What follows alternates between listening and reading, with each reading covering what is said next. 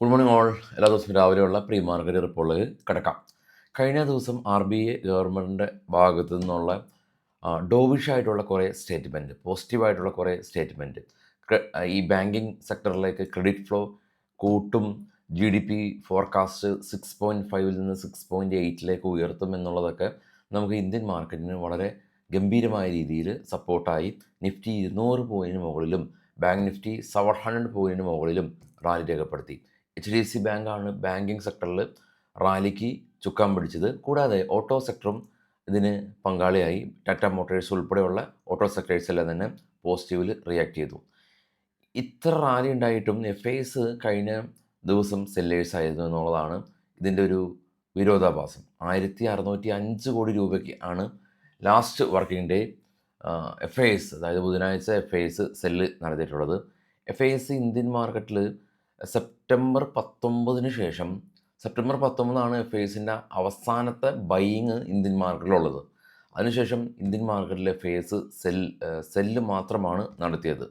US വരുമ്പോൾ government shut down ചെയ്യുമെന്നുള്ള വാർത്തകളൊക്കെ അവിടെ പരക്കുന്നുണ്ട്. എന്നിരുന്നാലും കൂടി ഇന്നലെ US മാർക്കറ്റ് ക്രാഷൊന്നും ഉണ്ടായിട്ടില്ല. ഒരു ഫ്ലാറ്റായ രീതിയിൽ ക്ലോസ് നടത്തിയ ഒരു കാഴ്ചയാണ് നമുക്ക് കാണാൻ പറ്റിയത്. Global market കണ്ടുവരാം. ഗ്ലോബൽ മാർക്കറ്റിൽ ഏറ്റവും താഴെ ക്ലോസായ നാസ്ഡാക്കും ഡോയും പോസിറ്റീവായിരുന്നു. അതിന് മുകളിലുള്ള 3 യൂറോപ്യൻ മാർക്കറ്റും പൊതുവേ പോസിറ്റീവായിരുന്നു. അതിൽ ഡാക്സ് ജർമ്മൻ മാർക്കറ്റ് ഏകദേശം 300 പോയിൻറ്റിന് മുകളിൽ റാലി രേഖപ്പെടുത്തി. അതിന് മുകളിൽ ഇപ്പോൾ ട്രേഡിങ് തുടർന്നുകൊണ്ടിരിക്കുന്ന Nikkei Japan market 700 point rally. Korea, Shanghai, China, Australia എല്ലാം പോസിറ്റീവ്. കൂടാതെ ഗോൾഡ് ഫ്ലാറ്റായി നിൽക്കുന്നു. Brent oil 64, bitcoin 1600 point rally രേഖപ്പെടുത്തി. ഡോ ഫ്യൂച്ചർ ഇപ്പോൾ ട്രേഡ് ചെയ്യുന്നത് ഫ്ലാറ്റാണ്. GIFT Nifty almost flat opening expect ചെയ്യുന്നു. ഇതൊക്കെ തന്നെയാണ് നമ്മൾ മാർക്കറ്റ് ക്ലോസ് ചെയ്തതിന് ശേഷം ഒരു ദിവസം സംഭവിച്ചത്. അതായത് ഒരു ദിവസത്തെ ഗ്യാപ്പിൽ വേറെ അസ്വാഭാവികമായിട്ടുള്ള ഒരു അൺയൂഷ്വൽ ആയിട്ടുള്ള ആക്ടിവിറ്റി ഗ്ലോബൽ മാർക്കറ്റിലോ ഈവൻ ഗിഫ്റ്റ് നിഫ്റ്റിയിലോ കണ്ടില്ല. ഇനി നമുക്ക് ഇന്നത്തെ കാര്യത്തിലേക്ക്, ഇന്നത്തെ കുറച്ച് സ്റ്റോക്കുകളുടെ വാർത്തകളിലേക്ക് പോകാം. അതിന് മുമ്പായിട്ട് ട്രേഡിംഗ് ഏറ്റവും ചുരുങ്ങിയ ചിലവിൽ ടാറ്റ ഗ്രൂപ്പ് ബാക്കപ്പ് ചെയ്യുന്ന അപ്സ്റ്റോക്കിൽ ചെയ്യാം. കുറഞ്ഞ ബ്രോക്കറേജിൽ അക്കൗണ്ട് ഓപ്പണിംഗ് തികച്ചും ഫ്രീ ആണ്. ഇപ്പോൾ ഫസ്റ്റ് കമൻറ്റിൽ ഞാൻ അപ്സ്റ്റോക്കിൻ്റെ അക്കൗണ്ട് ഓപ്പൺ ചെയ്യുന്ന ലിങ്ക് പ്രൊവൈഡ് ചെയ്യുന്നുണ്ട്. ഇനി സ്റ്റോക്കുകളുടെ വാർത്തകളിലേക്ക് വരുമ്പോൾ ഇത് ബൈസൽ റെക്കമെൻഡേഷൻ അല്ല.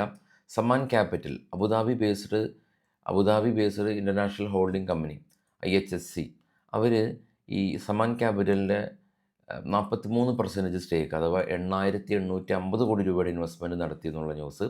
ഹീറോ മോട്ടോ കോർപ്പ് ഇവരുടെ സെയിൽസ് 8% ഇയർ ഓൺ ഇയർ വർദ്ധിച്ചിട്ടുണ്ട്. ഹ്യുണ്ടായി തെലങ്കാനയിൽ ഇവരുടെ പ്ലാന്റിൽ നിന്നുള്ള കൊമേഴ്ഷ്യൽ പ്രൊഡക്ഷൻ ഒക്ടോബർ 1 മുതൽ ആരംഭിച്ചു. ആനുവൽ കപ്പാസിറ്റി 1.7 ലാക്സ് യൂണിറ്റാണ് ഈ ഒരു പ്ലാന്റിൽ നിന്ന് കമ്പനി മാനുഫാക്ചർ ചെയ്യുന്നത്. കോൾ ഇന്ത്യ ഇവരുടെ ഈ കോളിൻ്റെ പ്രൊഡക്ഷൻ റിപ്പോർട്ട് ഇത്തവണ കുറഞ്ഞു. ഏകദേശം 3.9% year on year call production കുറവാണ് റിപ്പോർട്ട് ചെയ്തത്. വി മാർട്ട് കമ്പനി ഇവരുടെ ഇയർ ഓൺ ഇയർ ഇവരുടെ റവന്യൂ 22% വർധനവ് രേഖപ്പെടുത്തി. കൂടാതെ ഇവർ 25 പുതിയ സ്റ്റോറുകൾ ആഡ് ഓൺ ചെയ്തു. ടോട്ടൽ സ്റ്റോറിൻ്റെ എണ്ണം 533 ആയി. KRBL കമ്പനി ഇവർ പാനിപ്പട്ടിൽ ഇവരൊരു ലാൻഡ് അക്വയർ ചെയ്തു. 104 കോടി രൂപക്ക് അക്വയർ ചെയ്തിട്ടുണ്ട്. ഇവിടെ പ്ലാന്റ് സെറ്റപ്പ് ചെയ്യാൻ വേണ്ടിയിട്ടാണ്. RBL ബാങ്കിന് GST ഷോക്കേസ് നോട്ടീസ് കിട്ടി. 92 കോടി രൂപ വിത്ത് പെനാൽറ്റി അടക്കം. മോത്തിലാൽ ഒസ്വാൽ കമ്പനി ഇവർ ഹൈദരാബാദ് ബേസ് ആയിട്ടുള്ളൊരു ഡയഗ്നോസ്റ്റിക് കമ്പനിയായിട്ട് ജോയിൻറ്റ് വെഞ്ചർ കോൺട്രാക്റ്റ് സൈൻ ചെയ്തു. Indian bank total deposit 12% year on year വർധനവ് രേഖപ്പെടുത്തി.